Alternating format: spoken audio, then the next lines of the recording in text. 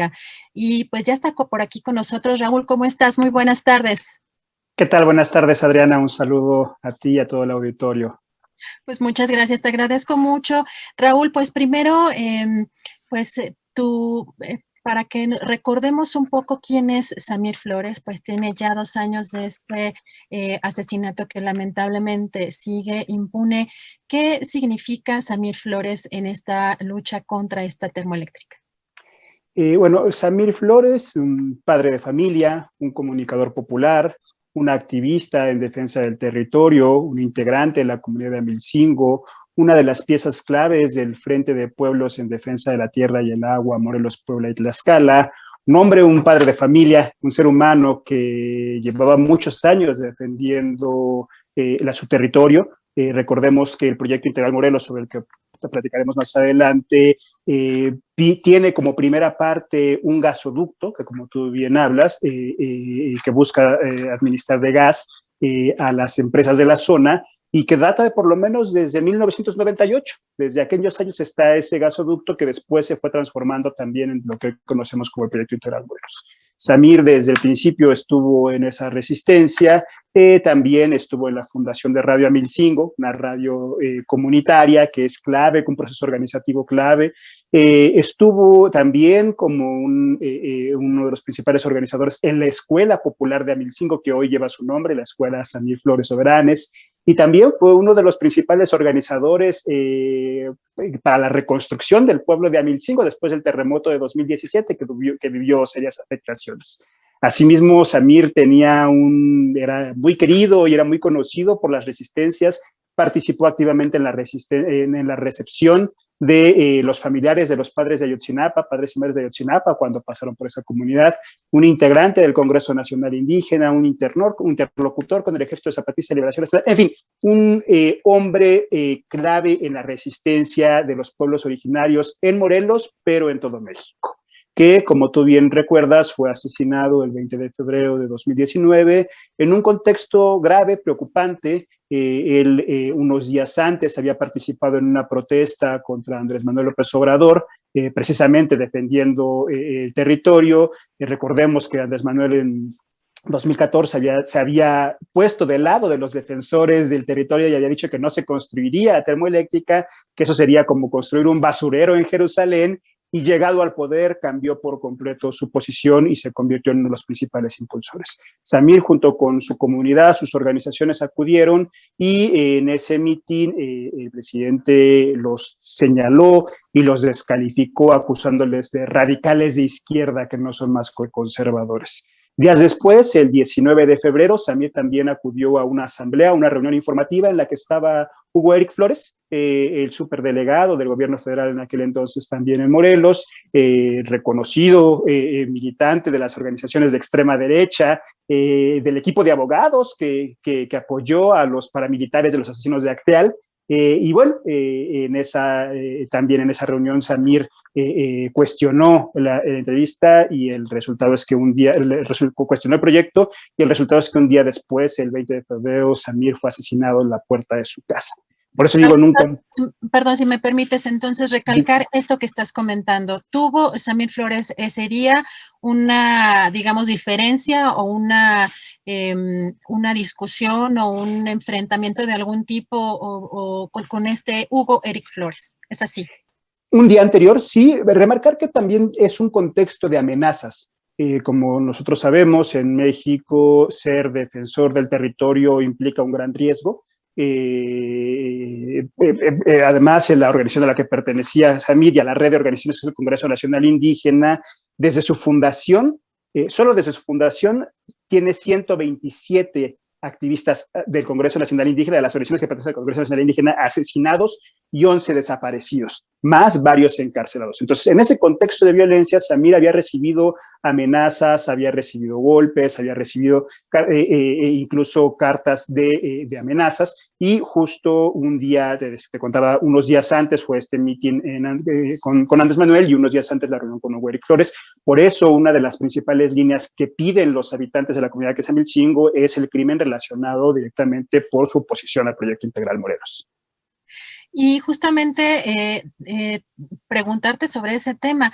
El presidente Andrés Manuel López Obrador ha señalado que este homicidio fue utilizado por oportunistas, así lo llamó, para culpar a su administración.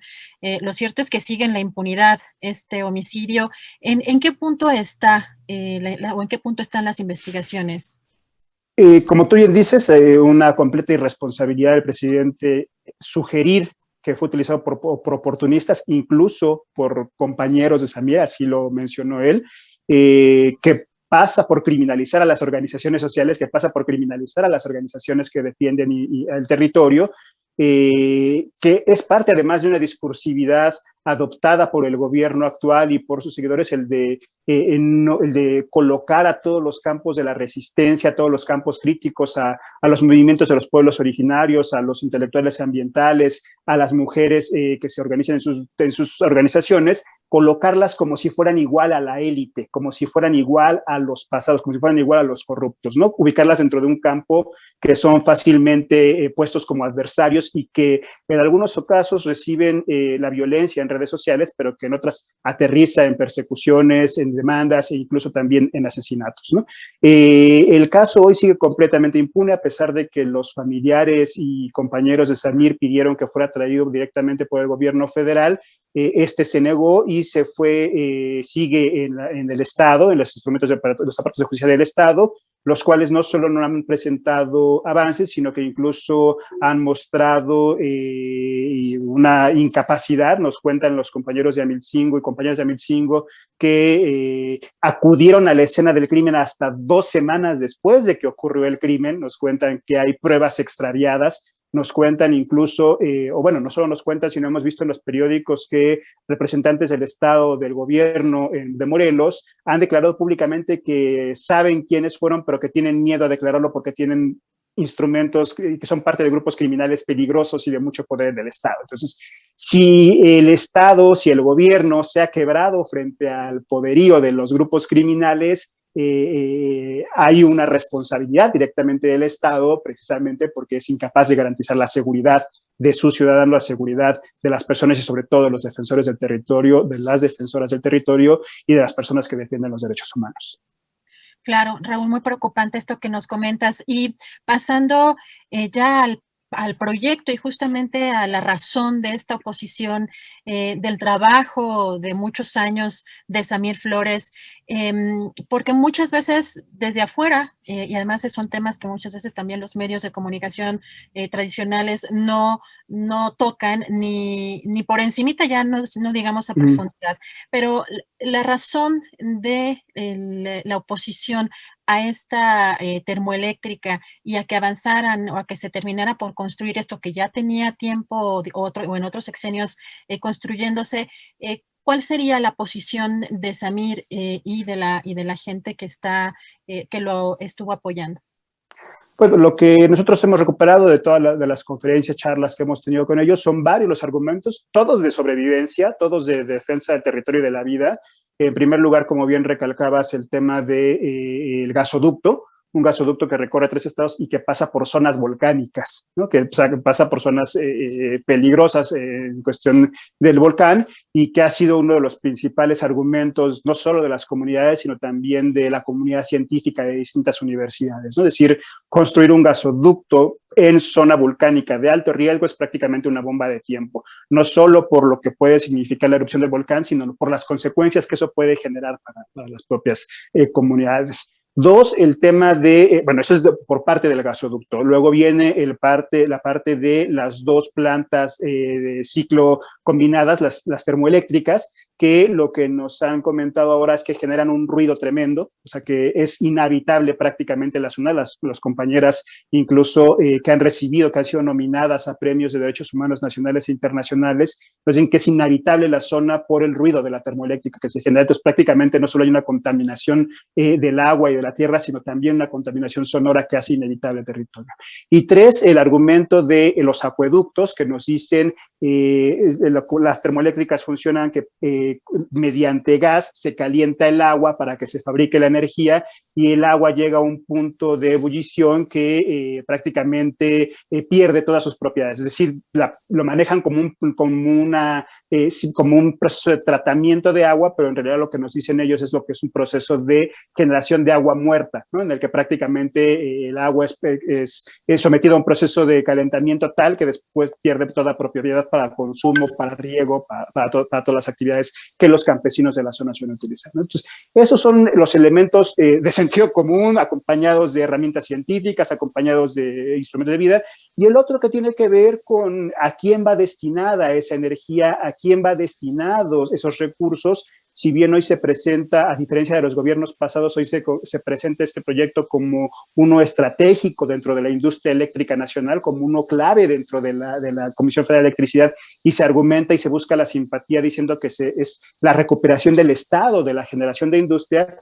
Lo que sí estamos claros, y ellos nos dicen, es que efectivamente es el Estado recuperando la producción de energía, pero para suministrar energía a otras empresas que son transnacionales o que son de otros actores que no benefician directamente a los pueblos. Están desde producciones de automotriz, están desde fabricantes de vidrio, están una serie de industrias que están en todo el corredor de la zona que efectivamente son las que demandan esta energía. Es decir, no son los campesinos, las campesinas, no son los y las habitantes de la zona los que están demandando esa energía, sino son las industrias, las grandes industrias las que están necesitando de esa energía que es con la que se quiere suministrar el proyecto Integral Morelos. Raúl, y una de las preguntas que también nos hacemos después de estos 2 años que han pasado y que ha permanecido en la impunidad del asesinato de Samir, en las comunidades o la comunidad de Amilcingo ha mantenido contacto con las autoridades ante estas todavía denuncias o estas demandas que tienen las comunidades. ¿Hay alguna puerta abierta? ¿Hay alguna, el gobierno, es decir, está escuchando o qué está pasando? Porque, bueno, vemos que el gobierno pues tampoco se ha pronunciado, ¿no? En las conferencias mañaneras tampoco tienen eco de pronto estos temas. ¿Cómo ves tú? Si hay esta posibilidad o si existe esta comunicación o definitivamente ahorita está cerrada. Lo que alcanzamos a ver desde acá, no quiero y nunca ha sido nuestro objetivo hablar por las comunidades o por las organizaciones, pero lo que alcanzamos a ver no solo el caso de Samir, te digo, es uno de los 11 asesinatos que ocurrieron solo en 2019 de defensores y defensoras del territorio pertenecientes al Congreso Nacional Indígena o simpatizantes del EZL, ¿no? Tenemos casos de compañeros desaparecidos en Puebla, tenemos casos de compañeros de presos políticos de la tribu Yaqui, tenemos casos o sea, lo que alcanzamos a ver es que la represión o el acoso o el asesinato o el encarcelamiento o la desaparición de defensores del territorio no ha cesado con este nuevo gobierno, que ya no es tan nuevo, que no ha cesado, sino que se mantiene e incluso en algunos casos se ha intensificado, dado que este gobierno tiene algunos proyectos de este tipo, como el mal llamado Tren Maya o el Corredor Interoceánico, como parte de su proyecto principal de país, ¿no? Entonces hemos visto no solo la confrontación, la ruptura del tejido social comunitario, la confrontación, el surgimiento de grupos de choque, de grupos paramilitares, e incluso hemos documentado como algo que ya surgía antes y que ahora sigue viviendo es este engarce de los grupos del crimen organizado con las policías estatales, grupos estatales, con los gobiernos, con las empresas, que son los que operan la desaparición, el asesinato o directamente la represión, el acoso, incluso intimidación de algunas comunidades. La más grave es también en el caso de Guerrero, en el caso de Oaxaca, en el caso de Jalisco, en Veracruz y recientemente en Chiapas también con el resurgimiento de grupos paramilitares. Entonces lo que vemos no es, por eso es insistir en que no es solamente el caso de Samir, aunque si bien este es el tema de la entrevista y es lo que nos lleva a la conmemoración de los años del asesinato de Samir, creo que hay no solo no hay una posibilidad de diálogo, sino que hay una sordera y ceguera total por parte del poder hacia las exigencias y hacia las demandas de los pueblos originarios y de las redes que les acompañamos. No solo no se quiere dialogar con estos, sino que además se les criminaliza y se les ubica en el campo de los adversarios bajo esta estrategia discursiva que se adopta desde el poder. Raúl, pues te agradezco mucho que nos hayas recordado pues la vida y obra de Samir Flores. Creo que es muy, muy importante voltear justamente a ver estos casos de las comunidades que, pues, incluso el mismo presidente ha dicho que han sido olvidadas en muchos casos, y pues vemos que pues en estos momentos pues siguen la impunidad del asesinato de un activista que ha luchado por su comunidad, que luchó por su comunidad, de alguien como Samir Flores. Pues te agradezco mucho esta entrevista y si nos permites, mantenemos el contacto, Raúl. Muchas gracias, Adriana, a ti, a todo el equipo y al público que nos escucha. Desde luego estamos a su disposición para cuando guste. Muchas gracias, Raúl. Un fuerte abrazo.